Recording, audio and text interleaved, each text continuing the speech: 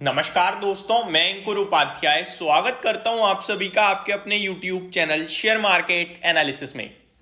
एक स्टॉक जो बीते दो ट्रेडिंग सेशन में ऑलमोस्ट आधा रह गया है, 20-20% के लोअर सर्किट लग रहे हैं। और सबसे बड़ी प्रॉब्लम पता है क्या है? सबसे बड़ी प्रॉब्लम यह है कि अगर इनका इन्वेस्टर इस शेयर को बेचना भी चाह रहा है तो वो बेच नहीं पा रहा है। अब सवाल यह है कि आप 20% कल झेल चुके हो और 20% आज, अब तो आपका ऑलमोस्ट पैसा जा ही चुका है। अब क्या ये सही समय है लॉस बुक करने का? क्योंकि अगर अब सर्किट खुला और हम लॉस बुक करें तो क्या ये सही डिसीजन होगा? क्योंकि ऑलरेडी हमारा तो पैसा आधा रह गया है। तो इसको भी जरा फोकस में रखिएगा। पहले मैं आपको बताऊं हुआ क्या है इस कंपनी में।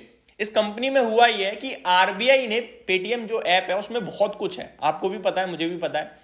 जो इनकी पेटीएम की पेमेंट बैंक है उस पे नए डिपॉजिटर्स को अलाउ नहीं कर रहे हैं। आप नया कोई डिपॉजिट नहीं कर सकता है, नया अकाउंट नहीं खुलवा सकता है।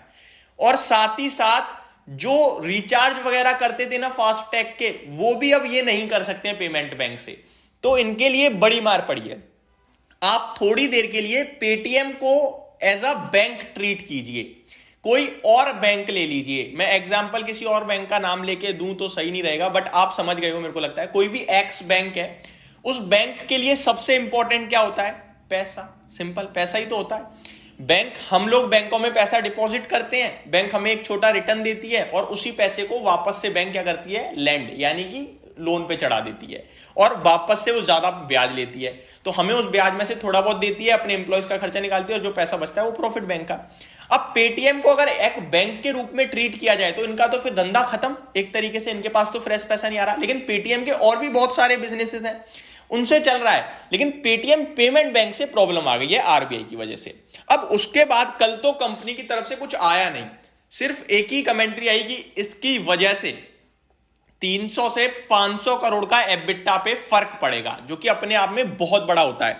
और इन्होंने परसेंटेज टर्म्स में भी लिखा था, लगभग 1/4 लिखा था, 25% समथिंग का। मैं एग्जैक्टली अगर नीचे जाऊं रीड करने की कोशिश करूं, मेरे को दोबारा मिल जाए वो वाला पैरा तो मैं आपके साथ शेयर कर पाऊंगा। हाँ जी, company expects this action to have a worst case impact, यानी कि सबसे खराब सिनेरियो में इंपैक्ट जो हो सकता है वो 300 से 500 करोड़ का इंपैक्ट हो सकता है it's annual EBITDA going forward. एक क्वार्टर एनुअली, साल के हिसाब से 300 से 500 करोड़ का खराब परफॉर्मेंस आ सकती है इसकी वजह से।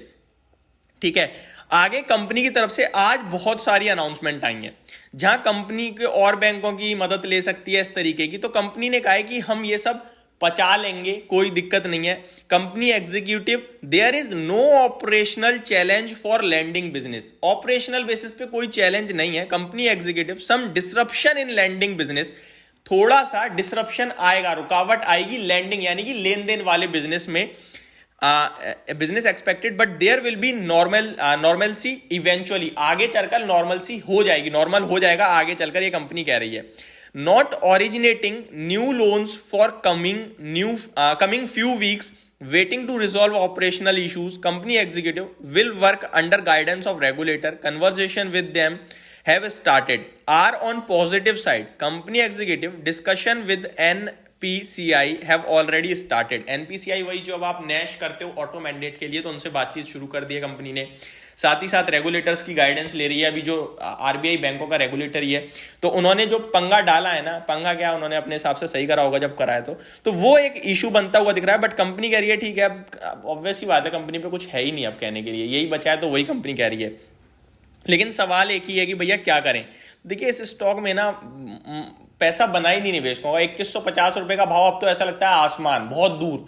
बट ठीक है, अब क्या कर सकते हैं इसमें, मैं क्या ही बोल सकता हूं आप सभी के साथ। आपसे मैं कहूं बेच दो, वो भी गलत डिसीजन, और आप बेच भी नहीं पाओगे, सर्किट पे खड़ा है। मैं आपसे खरीदने की कह ही नहीं सकता। किस बेस पे कहूं, मेरे को तो यही समझ नहीं आ रहा किस बेस पे। ये जरूर है कि कुछ भी पॉजिटिव आया तो रिएक्शन बहुत शार्प होगा, 8-10% तो उछलेगा स्टॉक, डेफिनेटली उछलेगा। जब 40% टूट रहा है किसी चीज पे, तो जैसे ही कुछ पॉजिटिव आएगा ट्रिगर कि भाई बैंक को थोड़ी राहत मिली है या आरबीआई की तरफ से कुछ हुआ है, तो ये स्टॉक उछलेगा भी उसी हिसाब से।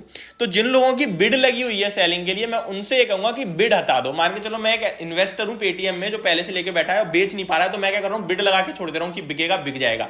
वो बिड लगा के नहीं छोड़नी है, क्योंकि बिड आपने लगाई है और वो बिका, वो बिकेगा तभी जब सर्किट सर्किट खुलेगा, और सर्किट खुलेगा तो शेयर ऊपर ही आएगा, नीचे नहीं जा सकता, क्योंकि मैक्सिमम इतना ही नीचे जा सकता है एक दिन में, उतना नीचे खड़ा है। तो वो बिड मत लगाइएगा, बस यही कहूंगा। बाकी अभी और कुछ करने की राय नहीं होगी, कुछ और डेवलपमेंट आएंगे तो वो डेफिनेटली डिस्कस करूंगा। होप आपको ये सारी जानकारी समझ में आई होगी, वीडियो समझ में आई होगी। Thank you so much for watching this video. Have a great day guys.